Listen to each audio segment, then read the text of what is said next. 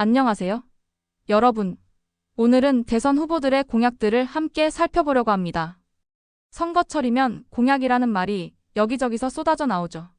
하지만 많은 분들이 그거 다 지키지도 않을 텐데 뭐 라며 무관심하게 넘기곤 합니다. 과연 우리는 왜 공약에 관심을 가져야 할까요? 선거는 민주주의의 꽃입니다. 특히 선거 기간에만 우리는 내가 주권자가 맞구나라고 확인받는 시간을 가집니다. 선거가 끝나면 법에는 우리가 주권자라고 써 있지만 실제로는 내 목소리를 누가 듣는지, 내가 진짜 주인인지 체감하기 어려워집니다. 흥미로운 것은 힘 있는 기득권층은 이미 자신들의 이익을 공약에 반영하기 위해 적극적으로 움직인다는 점입니다. 대한상공회의소 회장은 최태원 SK 회장이고요. 경제 5단체는 대선 후보들을 초청해 자신들이 원하는 공약을 담은 책자를 전달합니다. 이 책자에는 무엇이 담겨 있을까요? 예를 들어 재벌 총수들을 위한 경영판단 원칙 명문화와 같은 면책 조항이 포함되어 있습니다. 이는 회사 경영 과정에서 주주 이익을 해치더라도 회사를 위한 결정이었다는 이유로 면책받을 수 있게 하는 조항입니다. 우리 모르는 사이에 이런 특혜 요구가 공약으로 들어가고 있는 것이죠. 공약은 단순한 약속이 아니라 우리 사회의 청사진입니다. 시민들이 선거 기간에 요구하는 정책들이 공약으로 반영되고 이것이 실제 정책으로 실현됩니다. 몇 가지 사례를 보면 1. 지하철 화장실 문제 개찰구 밖에 있는 화장실을 이용하기 위해 다시 요금을 내야 했던 불편을 해소하기 위해 15분 내 재입장 시 무료 통과 정책이 도입되었습니다. 2. 대중교통 조조 할인제 아침 6시 30분 이전에 대중교통을 이용하면 20% 요금 할인이 적용되는 정책이 시민들의 제안으로 실현되었습니다. 이런 사례들은 시민들의 작은 제안이 실제 정책으로 이어질 수 있음을 보여줍니다. 사회 구성원마다 처한 상황이 다르기 때문에 자신의 입장에 맞는 공약을 찾는 것이 중요합니다. 한 평론가는 여러분들 스스로 각자 사회적 포지션이 달라요. 나 노조인데, 아니면 나 프리랜서인데, 나 40대 가장인데, 나 중소기업 하는 사장인데 다 입장이 다르잖아요 라고 말합니다. 자신이 어떤 입장에 있느냐에 따라 같은 공약도 다르게 느껴질 수 있습니다. 예를 들어 노동자라면 근로시간 단축, 연차 저축제, 노란봉투법 노조 손배 제한, 포괄임금제 폐지와 같은 공약에 관심을 가질 수 있습니다. 공약은 단순한 정책 나열이 아니라 후보자의 가치관과 방향성을 보여줍니다. 이준석 후보의 공약이 밑에서부터 친다는 평가를 받은 것처럼 누구의 이익을 우선시하는지, 어떤 방식으로 문제를 해결하려 하는지가 공약에 담겨 있습니다. 어떤 후보는 사회적 약자를 보호하는 공약을, 어떤 후보는 시장 경쟁을 통한 효율성을 강조하는 공약을 내세웁니다. 이를 통해 후보자의 철학과 국가 운영 방식을 예측할 수 있습니다. 결국 공약을 아는 것은 나의 삶과 미래를 결정하는 중요한 일입니다.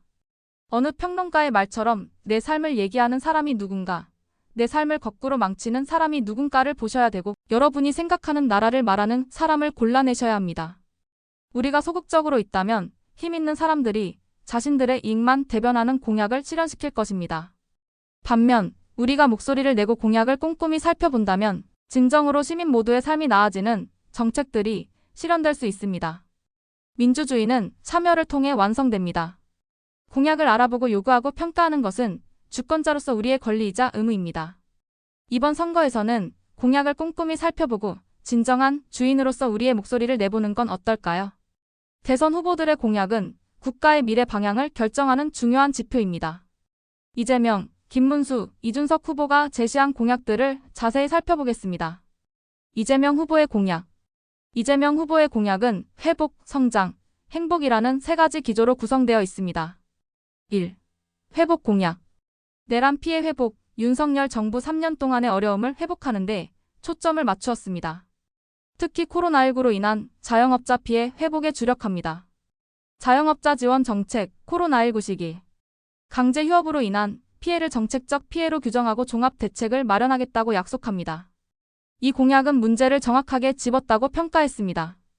임대료 인건비 지원, 코로나19 이후 경제 침체로 인해 자영업자들이 쌓인 빚에 시달리는 문제를 해결하겠다는 내용입니다. 2. 성장 공약. AI 100조 투자, 가장 눈에 띄는 공약으로 이재명 후보는 AI 관련 100조를 투자하겠다고 약속했습니다. 이 자금으로 GPU 5만 개를 구매하고 데이터 센터를 구축하겠다는 계획입니다. 재원 마련은 국민 펀드를 통해 이루어질 예정이며 정부뿐만 아니라 국민과 관련 기업들도 참여하는 공동투자 방식을 제안했습니다. 반도체 특별법, 반도체 산업 육성을 위한 특별법을 제정하겠다는 공약입니다. 특히 용인의 500조 규모 반도체 클러스터를 위한 전력과 용수 문제 해결책으로 서해안 에너지 고속도로를 건설하고 신재생 에너지 200% 달성을 목표로 합니다. 신재생 에너지 정책, 반도체 산업 등 첨단 산업에 필요한 전력을 신재생 에너지를 통해 안정적으로 공급하겠다는 계획입니다. 이는 김문수 후보의 원전 중심 에너지 정책과 대비됩니다. 3. 행복 공약. 근로시간 단축, 노동자들의 삶의 질 향상을 위한 근로시간 단축 정책을 추진합니다. 연차 저축제, 사용하지 않은 연차를 모아 나중에 사용할 수 있게 하는 제도입니다. 노란봉투법 노조가 파업 등을 했을 때 기업이 과도하게 손해배상을 청구하는 것을 제한하는 법안을 추진하겠다는 내용입니다. 포괄임금제 폐지, 현장에서 임금 착취 수단으로 악용되고 있는 포괄임금제, 일한 시간에 관계없이 정해진 금액만 지급하는 방식을 폐지하겠다는 공약입니다. 김문수 후보의 공약 1. AI 투자. 이재명 후보와 마찬가지로 김문수 후보도 AI에 100조를 투자하겠다는 공약을 내놓았습니다. 재원 마련 방식도 민관 합동펀드라는 이름으로 유사합니다. 박시동 평론가는 이를 두고 공산당 공약이냐라고 비판했던 이재명 공약과 판박이 공약이라고 평가했습니다. 2. 에너지 정책. 김문수 후보의 에너지 정책은 원전 중심입니다. 원전의 비중을 60%까지 올리고 증설 비중을 50%까지 높이겠다는 계획입니다. 이는 신재생 에너지를 강조하는 이재명 후보와 대조적이며 박시동 평론가는 이를 시대 역행이라고 평했습니다. 3. GTX 광역철도 확대. 김문수 후보의 특징적인 공약은 GTX 노선 확대입니다. 현재 파주에서 동탄까지 가는 GTX A 노선 외에도 B, C, D, F 노선을 본격적으로 추진하고 기존 노선을 무조건 연장하겠다고 약속했습니다. 더 나아가 전국 5대 도시광역권을 모두 GTX로 연결하겠다는 계획입니다. 그러나 전문가들은 이 공약의 현실성에 의문을 제기했습니다. 철도 사업은 5에서 10년이 걸리는 장기 프로젝트이며 타당성도 검증되지 않은 노선을 전국으로 확대하겠다는 것은 실현 가능성이 낮다는 것입니다. 이 공약은 실질적인 교통정책이 아니라 내 집 앞에 기차역 생긴다는 기차역 집값 매물 공약으로 부동산 가격 상승을 노린 전략이라고 평가했습니다. 이준석 후보의 공약. 이준석 후보의 공약은 박시동 평론가에 의해 가장 약한 고리를 먼저 치는 방식이라고 비판받았습니다. 1. 리쇼어링 정책, 해외 진출 기업의 국내 복귀. 이준석 후보는 부울경이나 여수 등 산업이 침체된 지역으로 해외 진출 기업들을 다시 국내로 유치하겠다는 공약을 제시했습니다. 그 방법으로 외국인 노동자들에게 현지 임금 수준을 적용하는 차등 임금 특례를 5에서 10년간 허용하겠다는 내용입니다. 이 정책은 내외국인 차별금지 원칙에 위배되는 법률 위반이며 국제협약 위반으로 국제투자금이 빠져나갈 수 있다고 지적했습니다.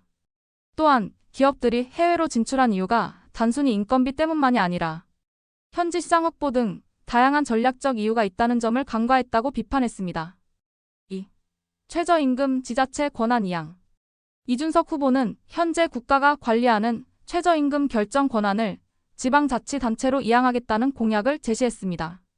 이를 통해 지역별로 다른 최저임금을 적용할 수 있게 하겠다는 계획입니다. 이 정책은 지역 간 불균형을 심화시킬 것이라고 비판했습니다. A시에서는 최저임금이 10,000원인데 B시에서는 8,000원이면 B시에 있는 사람들이 B시에 남아있겠습니까? A시로 가지라며 이는 지방 공동화를 더욱 심화시키고 오히려 지역 간 임금 격차를 키울 것이라고 지적했습니다. 3. 법인세 지방세 전환. 이준석 후보는 현재 국세인 법인세를 지방세로 전환하거나 권한을 지방으로 이양해 지방끼리 법인세율을 낮추는 경쟁을 할 수 있게 하겠다는 공약을 제시했습니다. 일부 평론가는 이 정책이 국가 재정을 위태롭게 할 수 있다고 우려했습니다. 현재도 국세가 부족해 정부가 연간 100조씩 관리 재정수지 적자를 기록하고 있는 상황에서 지방 간 법인세 인하 경쟁이 벌어진다면 국가 재정 상황이 더욱 악화될 수 있다는 것입니다.